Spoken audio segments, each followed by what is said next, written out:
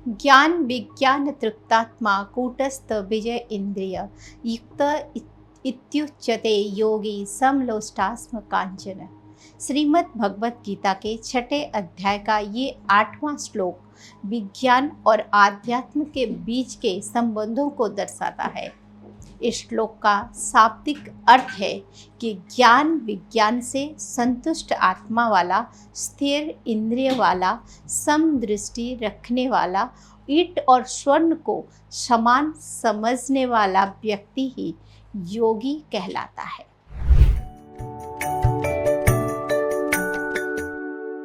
नमस्कार, उदय India digital में आपका स्वागत है। मैं हूँ उपाली अपराजिता। अपनी अंतरात्मा की गहराइयों में उतरे बिना सत्य का संधान संभव नहीं है। प्रत्येक देश और काल का अपना मूल्य होता है। आज के आधुनिक देश और तकनीक ज्ञान के संपन्न काल में विज्ञान का प्रभाव बहुत बढ़ गया है। आज का प्रबुद्ध व्यक्ति विज्ञान की ही भाषा समझता है। वो पुरातन आध्यात्मिक मूल्यों की भाषा उतनी सहजता से नहीं पकड़ पाता है, क्योंकि आध्यात्म की भाषा सदियों पुरानी हो चुकी है, जिसे पकड़ने और पहचानने में कठिनाई हो रही है। लेकिन हम ये भूल जाते हैं कि आध्यात्म अपने आप में विज्ञान है। विज्ञान और आध्यात्म को एक दूसरे से बांटकर अलग नहीं किया जा सकता। तो फिर कैसे सदियों पुरानी आध्यात्म की धारा को आज विज्ञान से अलग बताया जा रहा है? विज्ञान और आध्यात्म में भेद समझना वास्तव में दुनिया के सबसे बड़ा अंधविश्वास है, और इस अंधविश्वास की जननी है अज्ञान।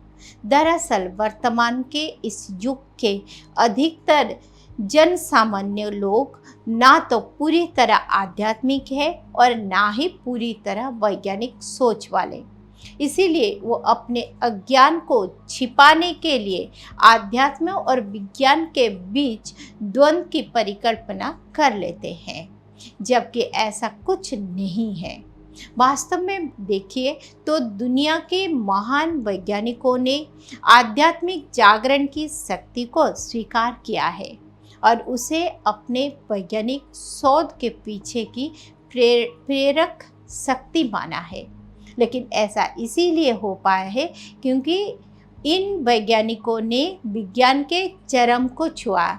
तब जाकर उन्हें महसूस हुआ कि मानव वृद्धि की सीमाएं हैं। ये वैज्ञानिक ये समझ चुके होते हैं कि जिन स्थायी वैज्ञानिक नियमों पर संपूर्ण विज्ञान जगत आधारित है, वास्तव में वो नियम किसने बनाए? अगर गहरे उतर कर देखा जाए तो आध्यात्म और विज्ञान में कोई फर्क नहीं है। दोनों की प्रकृति बिल्कुल एक जैसी है, क्योंकि दोनों ही नियमों पर आधारित होते हैं।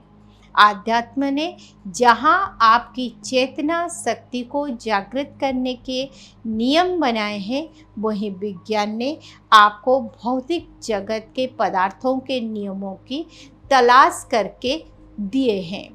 आध्यात्म ने यम नियमों पर बहुत जोर दिया है, वहीं विज्ञान में तो नियम से परे कुछ ही नहीं है। और वास्तविकता में भी यही है कि जहाँ नियम की खोज नहीं होती, वहाँ सत्य कभी उजागर नहीं होता है। यह संपूर्ण जगत नियमों के आधार पर चल रहा है।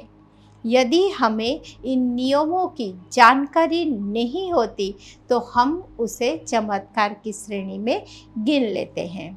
जैसे कि मनुष्य ने जब पहली बार आग देखी तो ये उसे चमत्कार लगा, लेकिन जब आग जलाने और बुझाने के नियम याद हो गया तो ये चमत्कार नहीं रहा, बल्कि रोजमर्रा के कामों में शामिल हो गया। एक वक्त था जब ट्रेन पटरियों पर दौड़ती थी तो ग्रामीण लोग डरकर भाग जाया करते थे, लेकिन अब रेल के नियम समझने के बाद ना तो कोई डर रहा है और ना ही चमत्कार और ना ही आतंक। ठीक इसी तरह जब हम किसी तीर्थ स्थान, दैव शक्ति आदि के पीछे की चमत्कारिक ऊर्जा को देखते हैं तो अभिभूत हो जाते हैं, लेकिन वास्तव में इसके पीछे भी किसी ना किसी नियम की शक्ति मौजूद होती है, लेकिन हम उसे नहीं जानते, इसलिए चमत्कार की श्रेणी में रख देते हैं। जैसे बद्रीनाथ के ठंडे पहाड़ों में उबलते हुए गर्म कुंड का होना, किसी प्रेत बाधा ग्रसित व्यक्ति द्वारा अत्यधिक शक्ति का प्रदर्शन करना, साधु संतों द्वारा अलौकिक शक्तियाँ देखना आदि आदि, इन सभी के पीछे आध्यात्मिक नियम छिपे हुए हैं। जैसे कि वैज्ञानिक प्रयोगों को पीछे होते हैं, बस इन नियमों को जानना जरूरी होता है। एक वैज्ञानिक कभी विज्ञान के नियमों का उल्लंघन नहीं करता, यदि करता है तो उसे असफलता हाथ लगती है।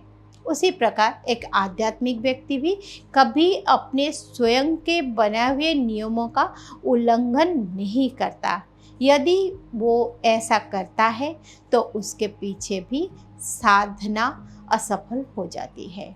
यही कारण है कि वैज्ञानिक लगातार अपने प्रयोग करते करते आध्यात्मिक हो जाता है और एक आध्यात्मिक व्यक्ति अपनी साधना के चरम पर पहुंचकर पूर्ण वैज्ञानिक दृष्टि से संपन्न हो जाता है। ऐसा इसीलिए होता है क्योंकि दोनों का ही मार्ग एक जैसा है। नियमों को जाने बिना ना तो कोई आध्यात्मिक हो सकता है और ना ही वैज्ञानिक बन सकता है। आध्यात्मिक व्यक्ति के लिए विज्ञान को जानना और वैज्ञानिक के लिए आध्यात्मिक दुनिया को समझना बेहद आवश्यक है। यह जरूरी है कि आध्यात्म के प्रकाश में विज्ञान को समझा जाए और विज्ञान के प्रकाश में आध्यात्म को पढ़ा जाए, तभी मनुष्य का अज्ञान दूर होगा। ओम नमः शिवाय।